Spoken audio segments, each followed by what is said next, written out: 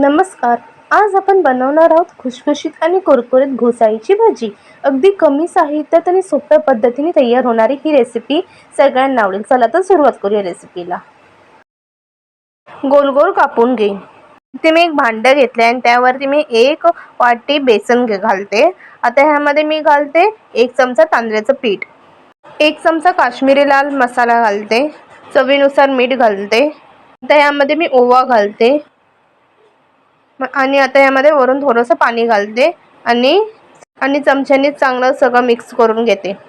हे बघा, आता वरून थोडंसं पाणी घालते कारण मला सुकं वाटते म्हणून. तुम्हालाही असं सुकं सुकं वाटत असेल तुम्ही थोडं पाणी घालू शकतात. बॅटर जसं थिक पण नाही करायचं आहे, आपल्याला मीडियम बॅटर ठेवायचं आहे. हे बघा, आता ह्यामध्ये मी घोसाळी जी मी गोल गोल कापून घेतली आहे, आता ते मी ह्यामध्ये डिप करते आणि फ्राय करायला घेते. अशी एक एक घोसाळी मी अशी डिप करते आणि फ्राय करायला घेते. हे बघा, चांगली फुलली आहे, चांगली फुलते आहे.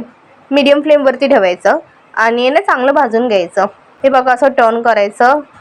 हे बघा, लाल कलर आलाय चांगला. आपली घोसाळीची भाजी रेडी झाली. आता मी हे काढते आणि याचं सगळं तेल काढायचं. तर अशा प्रकारे मी बाकीची घोसाळीची भाजी करून घेते.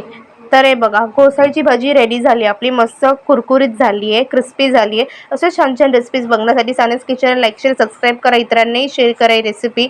चला भेटू पुढच्या रेसिपीला. बाय.